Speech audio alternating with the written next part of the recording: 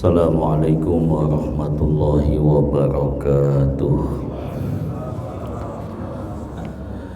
Ila hadratin Nabi Mustafa wa Rasulih Mujtaba wa Habibil Murtada Sayyidina Muhammadin sallallahu alaihi wasallam wa ala alihi wa jami mu'allimina wa masyayikhina wa asatidatina khususan mu'allif hadal kitab nafa'ana Allah ta'ala fi ulumi fitrin. Al-Fatihah khusus muassis hadal masjid wa jami ahli maqabir al-ghayah. Allah taghasyaw bil maghfirati wa rahmah syai'u lillahi lahumul Fatihah. A'udzu billahi minasy syaithanir rajim. Bismillahirrahmanirrahim. Alhamdulillahi rabbil alamin arrahmanir rahim maliki yaumiddin. Iyyaka na'budu wa iyyaka nasta'in. Ihdinas siratal mustaqim. Siratal ladzina an'amta 'alaihim ghairil maghdubi 'alaihim waladdallin. Allahumma shalli wa sallim wa barik 'alaihi. Ya Rabbi bil Mustafa balligh maqasidana waghfir lana ma madha ya wasi'al karami. Rabbi bil Mustafa balligh maqasidana waghfir lana ma madha ya wasi'al karami. Muhammadun sayyidul kaunaini wa thaqalain wal fariqaini min 'arbi wa min 'ajami. Ya Rabbi bil Mustafa balligh maqasidana waghfir lana ma madha ya wasi'al karami. Nabiyuna al-amiru an-nahyu fala ahad abra fi qawlin la minhu wala na'am. Ya Rabbi bil Mustafa balligh maqasidana waghfir lana ma madha ya wasi'al karami. Huwal habibul ladzi turja syafa'atuhu likulli hawlin minal ahwali muqtahami. Ya Rabbi bil Mustafa balligh maqasidana waghfir lana ma madha ya wasi'al karami. Allahumma salli wa sallim wa barik alaihi wa ala alihi. Alhamdulillah, salatu wassalamu ala rasulillah Sayyidina Muhammad ibn Abdillah wa ala alihi wa ashabihi wa man tabi'al huda amma ba'du. Allah ta'ala yarfa'illahu alladhina amanu minkum walladhina utul ilma darajat. Wa qala an-nabi sallallahu alaihi wasallam talabul ilmi faridatun ala kulli muslimin wal muslimat. Ay kama qala Rasulullah sallallahu alaihi wasallam. Alhamdulillah, pertama-tama kita panjatkan puji dan syukur kepada Allah di pagi hari kita bisa bertemu, bersua, bermuajahah, bersilaturahmi dalam rangka memenuhi kewajiban kita salat subuh, kemudian dilanjutkan dengan kewajiban thalabul ilmi, yang mana kita berharap kepada Allah mudah-mudahan ilmu yang akan kita pelajari nanti bermanfaat buat kita, buat keluarga kita. Mudah-mudahan dengan ilmu ini ketika kita menutup mata dalam keadaan husnul khatimah, Allah terangi kubur kita, Allah masukkan kita ke dalam surganya Jannatul Na'im. Salawat dan salam kita sampaikan kepada baginda Rasulullah sallallahu alaihi wasallam beserta keluarga, para sahabat, para tabi'in hingga akhirnya sampai kepada kita umatnya yang mudah-mudahan diberikan syafaat pada hari kiamat nanti. Bapak Ibu yang saya muliakan, mari kita lanjutkan taklim kita daripada kitab Nasaihul Ibad. Bismillahirrahmanirrahim. Qala musannifu rahimallahu ta'ala wa nafa'ana fi ulumi fid darain. Al-maqalatu ats-tsalitsah an Umar radhiyallahu anhu husnut tawaddudi ay al-mahabbah. Wallahu a'lamu bimuradihi. Dari Umar bin Khattab radhiyallahu anhu, yang lebih dikenal Al-Faruqi. Sahabat Umar ini sahabat yang pernah didoakan oleh Rasul. Jadi Rasul pernah berdoa, Allahumma aizal Islam bi ahadi rajulaini Umar wa Abu Jahal. Ya Allah, muliakan Islam ini dengan dua orang, yaitu Umar dan Abu Jahal. Ternyata yang diijabah oleh Allah yaitu Umar masuk Islam. Setelah masuknya Islam Umar, bertambah kemuliaan kekuatan kaum muslimin. Jadi salah satu sahabat Umar ini dikenal Al-Faruqi. Dia punya laqab Al-Faruqi yang membedakan antara yang hak dengan yang batil. Sayyidina Umar juga dikatakan Asadul Sokhra. Asad apa? Singanya padang pasir. Jadi konon dalam kitab Majalis Husaniyah, seorang yang ingin menjadikan, kalau bahasa kita mungkin jaro atau mungkin jagoan. Jadi kalau jagoan Arab itu apabila bisa bergelut mengalahkan singa baru dikatakan premannya. Makanya dikatakan singa padang pasir. Bahkan Sayyidina Umar itu mempunyai banyak kelebihan yang luar biasa. Jadi pernah suatu ketika Gubernur Mesir Amr bin As mengeluhkan. Apa keluhannya itu? Sungai Nil susah atau airnya kering, susah mengalir, kering. Akhirnya apa? Itu datang kepada Sayyidina Umar, cuma dikasih tulisan kertas, tuh disebutkan, hai Nil mengalir, aku pemimpin yang adil, kalau aku tidak adil maka aku celaka. Terus sungai Nil dulu sebelum ada itu, ketika kering dikirim tuh bahasa kita mungkin tumbal, yang wanita yang cantik-cantik yang masih perawan, dikasih surat sama Sayyidina Umar cuma itu doang, hai Nil mengalir, aku pemimpin yang adil, kalau aku tidak adil maka aku celaka. Sampai sekarang sungai Nil semenjak dikasih surat sama Sayyidina Umar itu kagak pernah kering-kering lagi. Di kita ada nggak pemimpin kayak begitu? Lagi ada COVID, COVID berhenti, saya pemimpin yang adil, kalau saya nggak adil maka saya celaka. Ada nggak pernah begitu pemimpin? Itu dengan keadilannya. Dan banyak kelebihan Sayyidina Umar, kalau kita sebutkan itu banyak dalam kitab Ilmu Rijal. Husnul tawaddudi ay mahabbah, bersikap simpatik engkau. Ilanas nasi nisfil aql, bersikap simpatik kepada manusia atau terhadap manusia adalah bagian daripada kecerdasan akal. Jadi seorang yang mempunyai sifat simpatik atau sifat yang baik itu menunjukkan bagian daripada kecerdasan akal seseorang. Sehingga akal itu dalam Islam itu mempunyai manzilah. Apa manzilah? Kedudukan. Seperti apa kedudukan akal? Pertama, akal itu sebagai anugerah dari Allah yang membedakan antara manusia dengan makhluk yang lain. Makhluk yang lain nggak dikasih akal, manusia dikasih akal. Kemudian membedakan antara yang baik dengan yang jelek.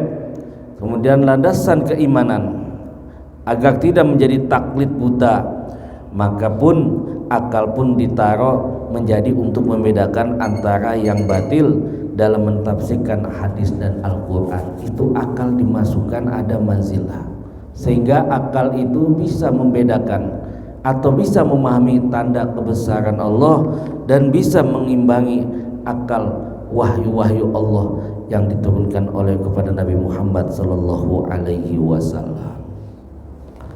Sehingga ada akal dan keimanan memahami kebesaran Allah. Kita contoh saat peristiwa Isra Mi'raj. Itu kalau kita mengedepankan akal kita, kalau nggak kuat-kuat iman,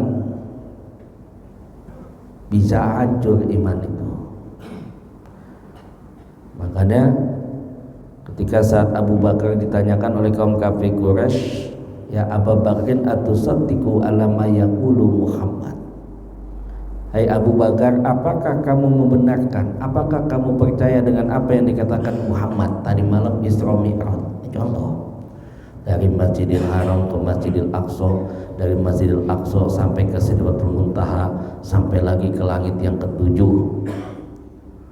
Bahkan Sidrah itu artinya menurut para ahli bahasa ranting. Ranting itu yang paling ujung, ada di sini. Gak ada yang bisa bersemayam di sini. Rasul, malaikat pun gak bisa sanggup. Cukup aku sampai di sini ya Muhammad.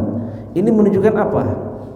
Kalau kata Imam Abu Hamid Al-Ghazali, al-kaib majhul wal imanu bihi wajib. Kita tidak perlu tahu bagaimana caranya. Coba gimana caranya? Wal imanu bihi wajib, tapi mengimaninya itu wajib. Kenapa? Ada buktinya. Allah bikin langit tanpa ada tiang. Apa kita perlu tahu bagaimana cara Allah membuat langit? Tapi buktinya ada nggak? Ada. Ada langit bighairi amadin, tanpa adanya tiang. Nah, ini bicara iman. Makanya dibilang laisa kamitslihi syai'un. Nggak semuanya harus dengan akal, dengan mata yang kelihatan. Jadi semuanya itu apa? Akal bisa menerima, karena akal itu ada yang namanya bisa membedakan mana yang hak, mana yang batil. Kama ruya Ibnu Hibban wa Tabrani wa Baihaqi an Jabir an Ibni Abdillah anna Nabiy sallallahu alaihi wasallam qol mudaratun nas shadaqah.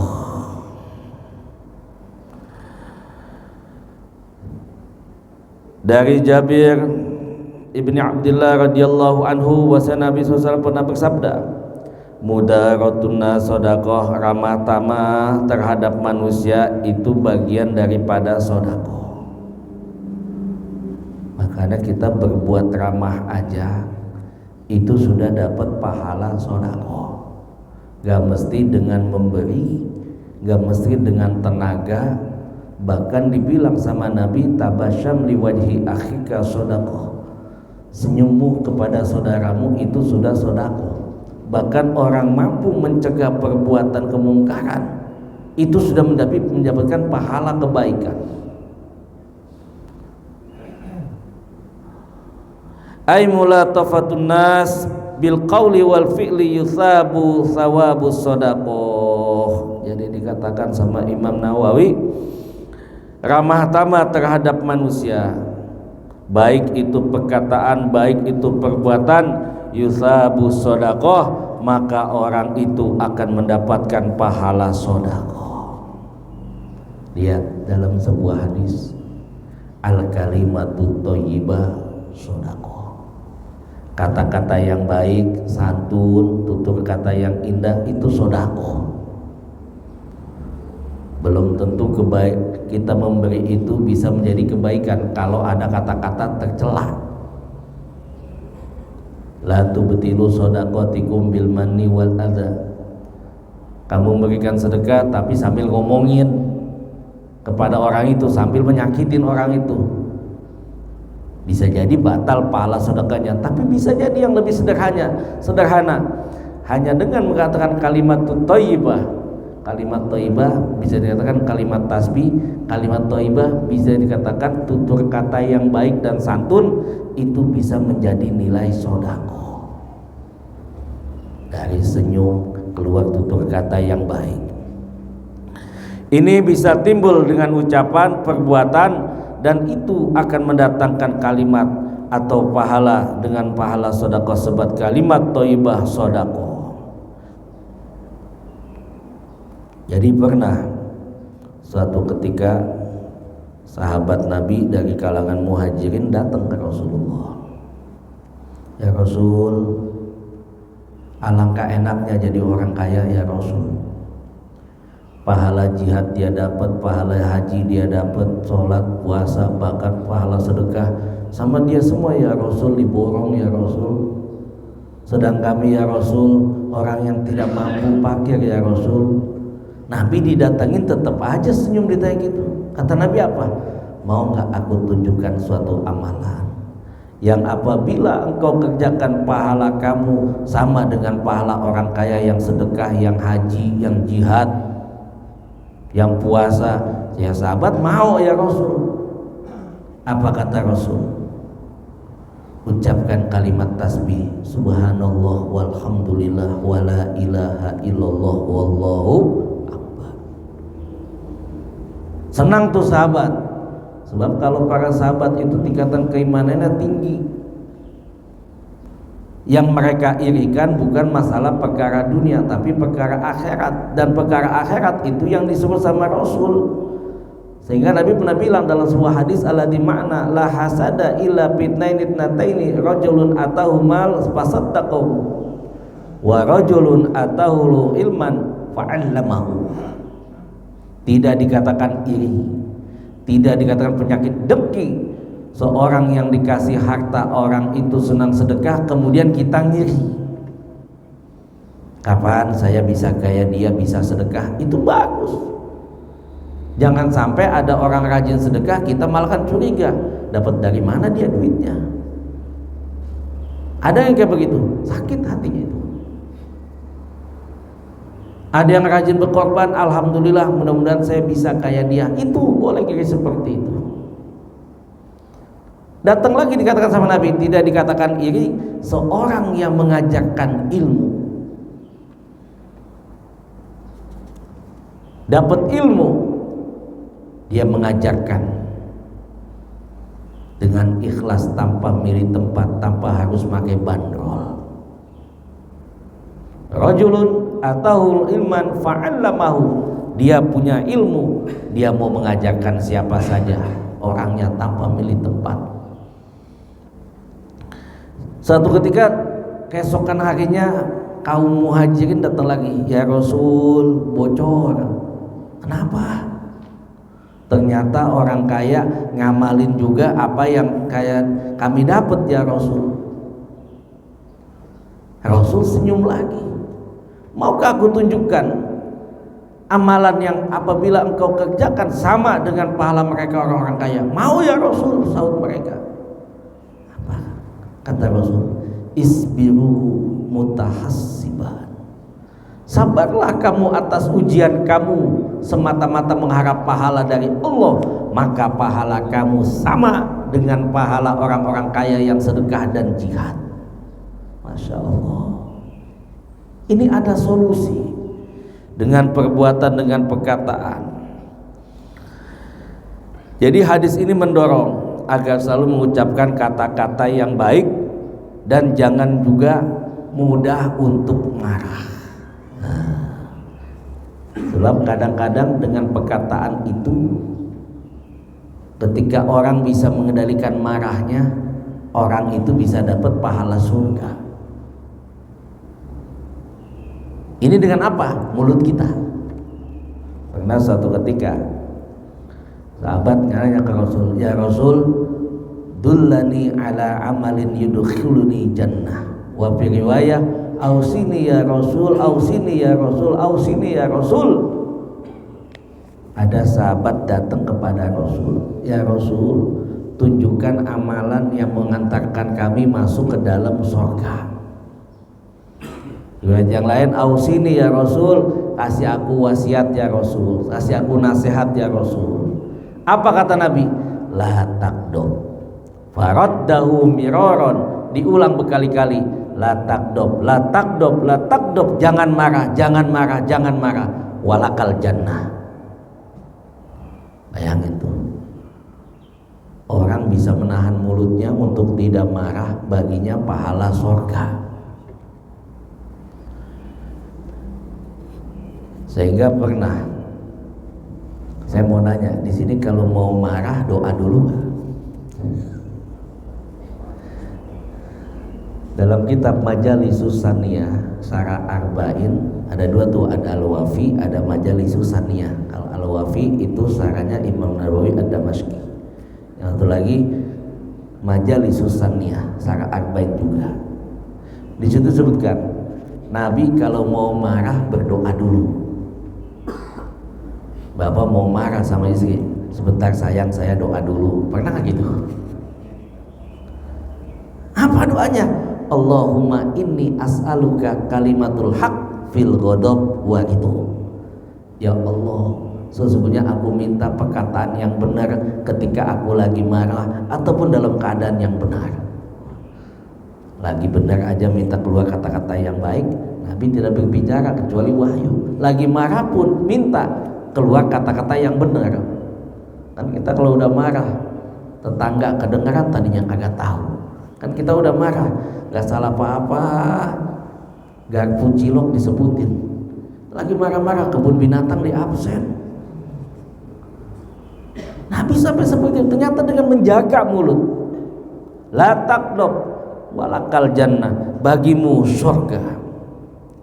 Ini sampai seperti itu. Kalau kita bicara manfaat tutur kata yang baik, itu kita bisa menyambung hubungan yang baik juga.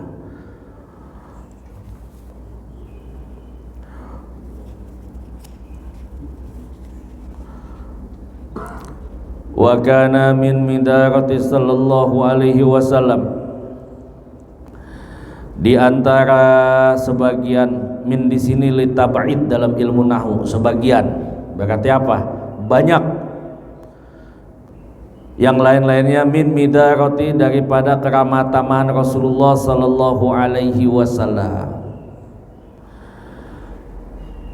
La yadumu ta'am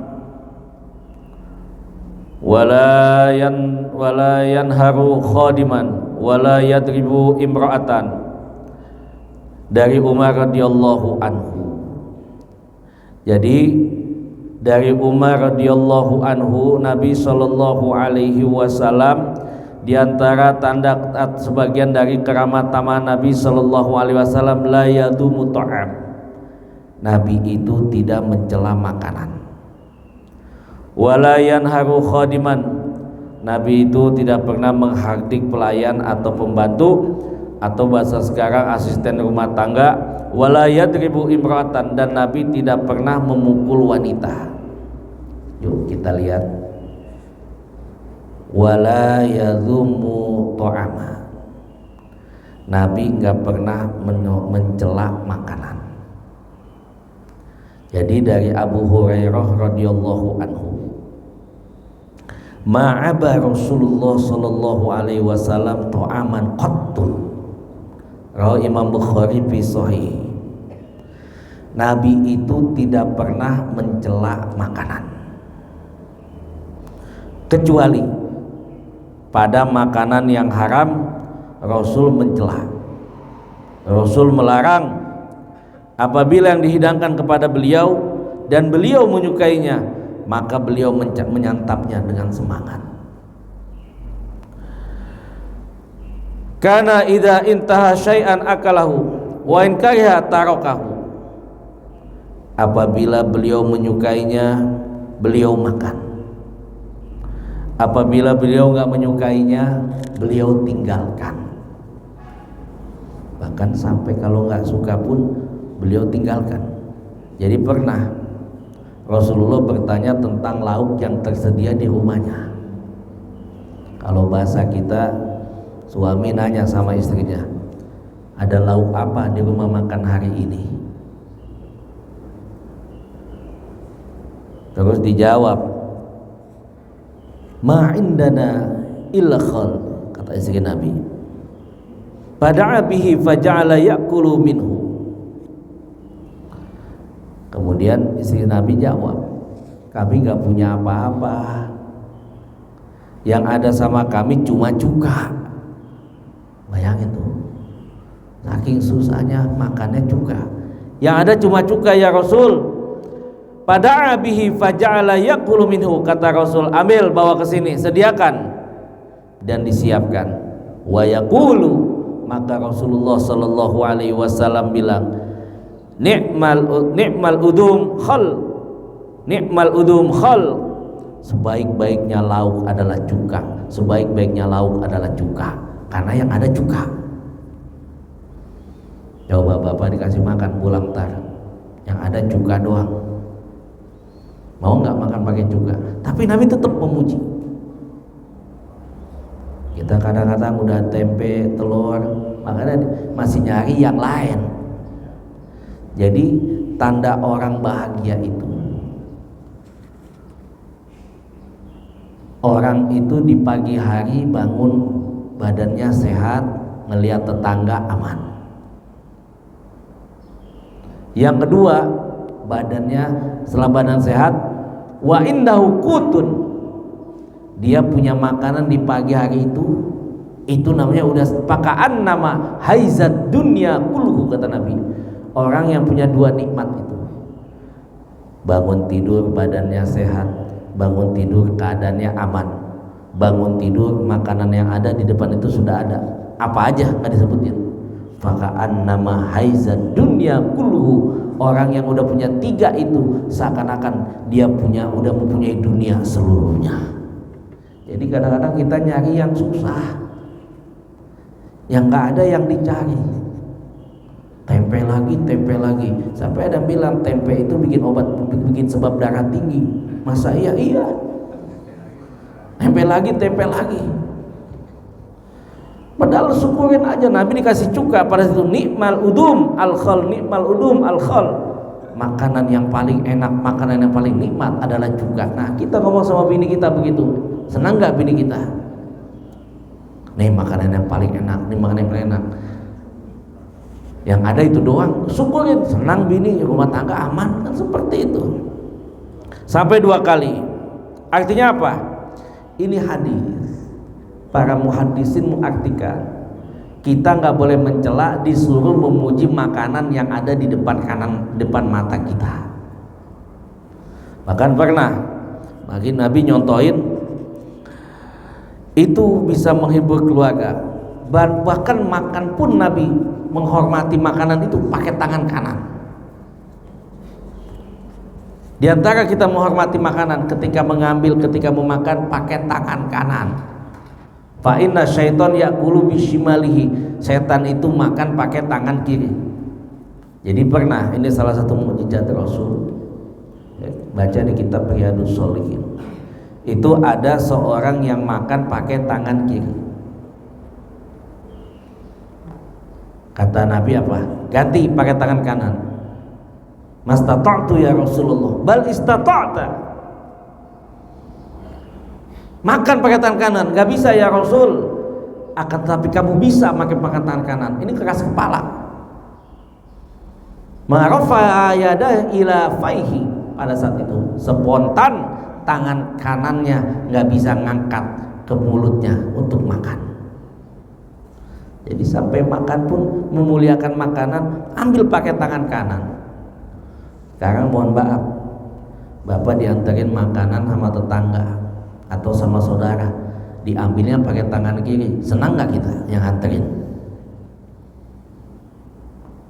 Ini Pak, ada makanan nih, lebaran kita bikin ketupat banyak, nyobain nyicipin bikin uli misalnya, dikasih sama dia tangan kanan, kita nikmat tangan kiri, makasih ya, enak gak tuh? Sampai nerima, sampai makan, itu merupakan penghormatan kepada makanan dan mencontoh Rasul. Makanlah pakai tangan kanan, sampai seperti itu. Bahkan makanan itu dikunyah. Jadi kalau mutasawwifin itu ngunyah makanan itu mungkin dengan kalimat tasbih.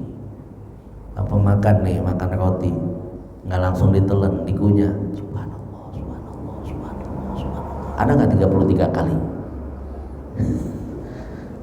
Atau dengan Asmaul Husna, makan, entar makan uduk misalnya, lagi dimakan sampai seperti itu, sanggup gak kita? Kan kita pengen cepat selesai, biar bisa ganti yang lain tuh dimakan. Sampai seperti itu kunyahan yang kita makan, sehingga menjadi kalimat tasbih, ucapan dari kita makan, dan makan secukupnya, berhenti sebelum kenyang. Kemudian sampai perkara makanan pun Islam mengajarkan jangan make emas, jangan make yang namanya peralatan dari perak, itu belum waktunya, itu nanti di surga kita pakai seperti itu. Kalau dunia kita pakai emas, pakai perak, itu sombong. Disuruhnya pakai tangan aja, terus menghormati masakan. Apabila nggak suka ketika disajikan, maka cukup dengan menghindari, jangan mencela makanan, kemudian dibiasakan dengan membaca basmalah. Jadi sesuatu yang dimulai dengan basmalah itu akan mendatangkan barokah. Wala yadribu khadiman.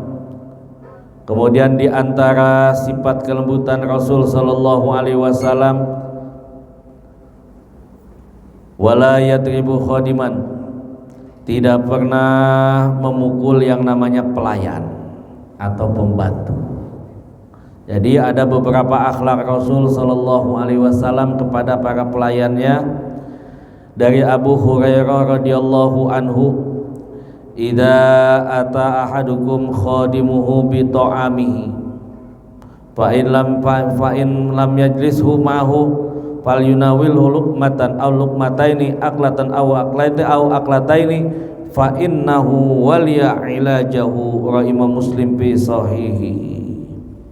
Wallahu a'lamu bi muradihi. Dari Abu Hurairah radhiyallahu anhu, apabila seorang dari kalian didatangi oleh pembantu atau asisten rumah tangga, bito'amihi, dengan membawa makanan, lantas dia tidak mengajak makan dan tidak mengajak duduk bersama, fal yunawilhu luqmatan aw luqmataini, maka berikannya satu atau dua suap kepada pembantu atau asisten rumah tanggamu, aklatan au aklataini, atau satu makanan atau dua makanan. Kenapa? Fa innahu walla ilajahu, karena dia yang udah membikin masakannya, dan juga yang menghidangkan masakan itu buat kita. Jadi Nabi manusiawi banget, walaupun seorang hamba, seorang budak, ketika dia membawakan makanan ke kita, detail tuh Nabi. Dia bawa makanan kepada kita, disiapin, ajak duduk. Pernah di sini ngajak duduk asisten rumah tangga? Sunnah itu. Kalau dia nggak mau, kitanya misalnya nggak mau duduk, atau kita nggak bisa ngajak dia duduk karena merasa keberatan, mungkin disuruh sama Nabi, fal yunawilu luqmatan aw luqmataini, maka hendaknya kasih satu atau dua suap. Bukan disuapin, dikasih tempat, nih makan. Kalau nggak mau makan di sini, itu menunjukkan ketawaduan kita. Kasih makan dua suap atau tiga suap, kasih makanan. Kenapa? Karena dia yang merasakan atau panasnya ketika lagi memasak, dan menunjukkan ketawaduan kita, sebab dia pula makanan itu bisa dihidangkan kepada kita. Jadi kali sekali nggak apa-apa, kalau nggak bisa setiap hari, sekali-sekali. Misalnya mau mudik, besoknya mau pulang, ayo makan sekali-sekali barengan di sini. Kan kamu udah yang masak, kamu yang udah kepanasan, kamu yang udah ngidangin. Itu bentuk ketawaduan. Mungkin juga di sini juga ada keberkahan juga, dan lebih-lebih itu nyontoh Rasul sallallahu alaihi wasallam. Lil muluki ta'amuhu wa kiswatuhu la yukallifu minal amali illa ma yutiqa. Imam Muslim fi sahih. dibilang lagi, seorang budak itu berhak mendapatkan pakaian dan pangan. Jadi boleh dikasih pakaian. Kita punya asisten rumah tangga, mungkin karyawan juga dikasih pakaiannya. Kemudian dikasih makan. La yukallifu minal amal illa ma yutiq. Jangan dikasih dibebani pekerjaan yang orang itu tidak mampu. Jadi dia manusia juga. Hari ini ngegosok, baru istirahat, disuruh bersihin kamar mandi, baru istirahat, entar masak sore, baru istirahat, suruh nyuci piring. Dia manusia juga. Kalau banyak seperti itu, ditambah orangnya. Seperti itu. Jadi Imam Nawawi mengatakan dalam hadis ini apa? Tidak boleh membebani pekerjaan yang orang itu atau dia itu tidak mampu. Apabila tidak mampu, maka wajib atas majikan itu menolongnya. Jadi dalam kitab Mukhtarul Ahadits An-Nabawiyah itu pernah saya baca, ada suatu amalan yang bisa mendapatkan pahala surga. Apa itu? Ketika pembantumu atau ketika kamu membantu pekerjaan pembantu, dia lagi nyuci piring, kebanyakan kita ikut bantu, sini saya bantu naroin, yang nyuci dia kita yang naroin, sederhana aja, ternyata itu bisa mendapatkan pahala surga, meringankan tugas. Kalau mungkin kita mau nyuci nggak mau, takut kasar tangannya, takut bagaimana, udah masukin keraknya aja udah. Walaupun cuma sedikit setengahnya, itu sampai seperti itu meringankan. Wa idza marido, apabila sakit pembantumu atau budakmu, itu disuruh nengokin. Jadi pernah dalam hadis yang datangnya dari Imam Bukhari, karena Nabi sallallahu alaihi wasallam yakhdamu, ay kana gulam Yahudi yakhdamu Nabi sallallahu alaihi wasallam famaradu fa'atahu Nabi sallallahu alaihi wasallam ya'uduhu faqa'ada 'inda ra'si faqala lahu aslim fanadhara ila abihi wa huwa 'indahu faqala lahu ati' Aba Qasim sallallahu alaihi wasallam fa aslama fa kharaja Nabi sallallahu alaihi wasallam wa huwa yaqul alhamdulillah alladzi anqadhahu minan nar. Muttafaqun Bukhari fi sahih. Jadi ada salah satu pelayan Nabi, anak kecil, masih bukan anak kecil, anak-anak, masih anak-anak lah, mungkin baru balik atau sudah balik, remaja, Yahudi. Dia ini orang Yahudi menjadi pelayan Nabi. Famarodu. Kemudian orang ini sakit. Fatahu Nabi sallallahu alaihi wasallam. Sebab orang ini sakit, Nabi datang.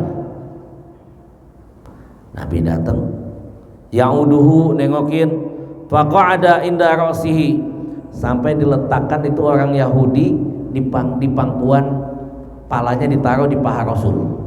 Bayangin tuh, gulam,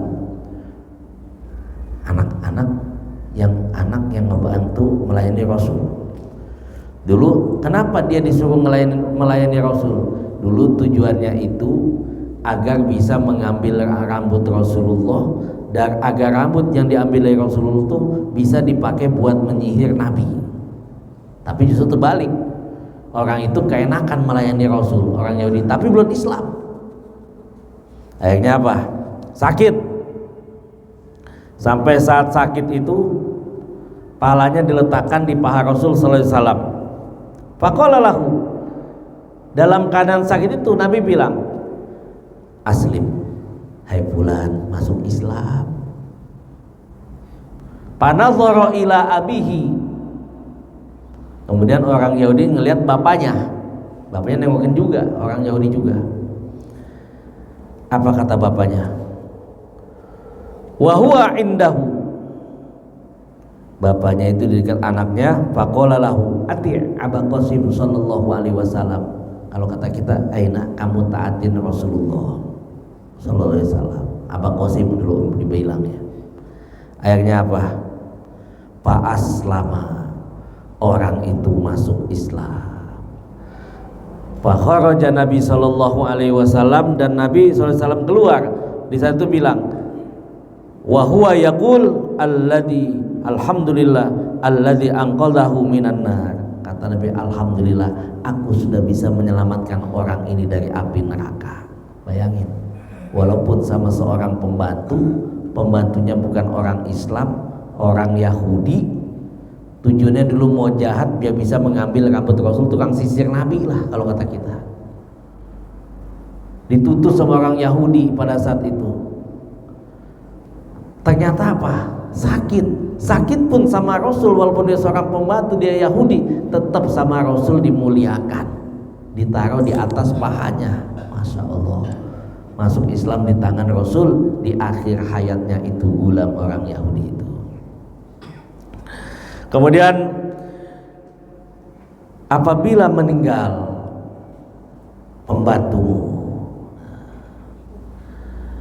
maka apabila tidak menyaksikan jenazahnya, kamu datengin ke kuburannya. Berarti apa? Ini betapa Nabi menghargai sekalipun kepada seorang pembantu. Jadi dalam sebuah hadis disebutkan waktu di Mekah, anna rajulan aswad au imra'atan aswadan aw imratan sawa'un kana yuqimul masjid famata fasala Nabi sallallahu alaihi wasallam anhu faqala faqalu mata apala kuntum adantumuni bih dullani ala qabrihi wa qala qabruha fata qabruha fa shalla 'alaiha. Wa Imam Bukhari fi sahih. Jadi dulu di Mekah itu ada yang suka ngebersihin masjid. Mungkin kalau bahasa kita marbot. Zaman Nabi udah ada. Ana rajulan, kulit hitam, dikatakan imra'atan, sauda. Ada yang bilang laki-laki, ada yang bilang perempuan, dua-duanya kulit hitam, yang biasa ngebersihin masjid. Karena yuqammu masjid, suka ngebersihin masjid. Famata, meninggal dunia. Nabi nanya, masalah Nabi sallallahu alaihi wasallam, faqalu, kemana orang itu yang biasa ngebersihin? Orang itu sudah meninggal dunia. Nabi marah. Apalah kuntum adantumuni? Kenapa nggak dikasih tahu saya? Akhirnya apa dalam hadis ini? Dullani ala qabrihi au qala qabruha ala au qala qabriha, tunjukkan kepada aku kuburannya, dan atau kuburan laki-laki atau kuburan perempuan itu. Fa'ata qabruha, maka Nabi mendatangkan kuburan itu, fa shalla 'alaiha, dan Nabi mendoakan atau menyolatkan di atas kuburan itu. Jadi mohon maaf, pernah ada salah satu kiai saya di Jawa, ada itu mungkin bahasa kita marbot, jangan dianggap sebelah mata itu, mohon maaf. Kiai saya cerita, itu marbot benar-benar tanggung jawab. Ketika orang-orang sudah pada sholat berjamaah, lagi pada sholat berjamaah, dia masih ngebersihin. Jangan sampai ada orang sholat ada najis yang diinjek, saking amanahnya. Suatu ketika orang ini meninggal dunia, katakan marbot tadi, orang meninggal dunia, imam besarnya yang biasa begitu nggak mau nyolatin, yang lain aja dah, ini marbot ini yang meninggal, bahasa katanya, bahasa kita gitu. Marbot ini yang meninggal bukannya siapa-siapa, sholatinlah imam biasa, disolatin biasa. Selesai disolatin, kuburin.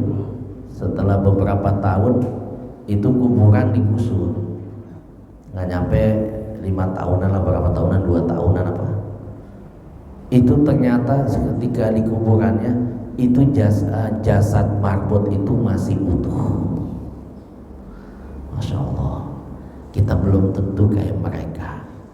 Mereka itu luar biasa pahalanya, keikhlasannya, ngebangunin. Jangan dikira itu wa man ahsanu qawlan mimman da'a ilallah, dia menyerukan kebaikan. Makanya itu Nabi menghargai sekalipun dia marbot. Berarti apa? Ada kemuliaan pada seorang marbot yang suka ngebersihin masjid, yang menjaga masjid. Yuqamu, yang memakmurkan, menjaga masjid, mendirikan masjid. Hati-hati kita. Ternyata terbukti Nabi menyatakan seperti itu. Kiai saya bilang, saya nggak sebutin, beliau kalau ngasih pendidikan dengan tamsil aja tuh di situ. Kemarin dia meninggal dunia, imam besar nggak mau nyolatin situ, yang nyolatin imam biasa aja, amil doang. Ternyata setelah beberapa tahun jasadnya digali karena ingin digusur itu tanah, utuh jasad marbot itu. Ini jangan kita merendahkan sebelah mata seperti itu. Kemudian kepada seorang pelayan atau pembantu, Wan Abdullah ibnu Umar radhiyallahu anhu, utul ajira ajrahu qabla ayajifa araqahu, at-Tabrani fi sunanihi. Nabi suruh apa? Kasih gaji mereka, upah mereka sebelum kering keringatnya. Sampai seperti itu. Bahkan dari Abu Hurairah pelayan Nabi itu dikatakan kalau selama melayani Rasulullah, Abu Hurairah nggak pernah diomelin. Yang dilihat kelebutan Rasulullah Shallallahu Alaihi Wasallam. Wala yadribu imra'atan. Kemudian diantara midarati Nabi Shallallahu Alaihi Wasallam, Rasul tidak pernah memukul wanita. Ini menggambarkan akhlak Rasulullah Sallallahu Alaihi Wasallam kepada para istrinya apa? Dari Aisyah radhiyallahu anhu anil aswadin qala sa'altu Aisyah radhiyallahu anha maka sallallahu alaihi wasallam yadau fi ahli qalat kana fi mihnati ahlihi fa idza hadaratis shalah qama ila shalah. Imam Bukhari fi sahih. Dari Aswad bertanya kepada Sayyidah Aisyah, apa yang dikerjakan Rasul sallallahu alaihi wasallam terhadap keluarganya? Dijawab sama Sayyidah Aisyah, kanat fi mihnati ahlihi. Rasul mengerjakan apa yang ada pekerjaan di dalam rumah. Beliau bersih-bersih, bahkan beliau juga menjahit. Idza hadaratis salat ay fa idza hadaratis salat qama ila shalah. Apabila telah datang waktu salat, Rasulullah SAW mendirikan salat. Kemudian dari Bashir radhiyallahu anhu, dari Aisyah, makana illa basharan minal bashar kana yafla thawbahu wa yajlibu thamanatu wa yakhdamu nafsahu at-Tirmidzi fi sunanihi. Rasul sallallahu alaihi wasallam sama kayak kita manusia biasa. Beliau menjahit bajunya, beliau memerah kambing, dan beliau juga melayani dirinya. Jadi nggak sepenuhnya ingin dilayani. Selama masih bisa melayani sendiri, Rasul melayani dirinya sendiri. Kemudian kata Sofia, ini keturunan Yahudi. Pernah Nabi melindungi Sofia dan berkata, innaki ibnah Nabi wa ammaki Nabi, la Nabi wa innaki la tahtin Nabi. Sesungguhnya engkau adalah anak cucu daripada Nabi, paman daripada para Nabi. Jadi Nabi itu selalu sifatnya melindungi para istri-istrinya. Inilah para suami. Bahkan pernah disebutkan kemesraan Rasul kepada Sayyidah Aisyah itu. Ketika itu apa? Di saat usia senjanya, beliau sempat masih lomba lari. Saat itu apa?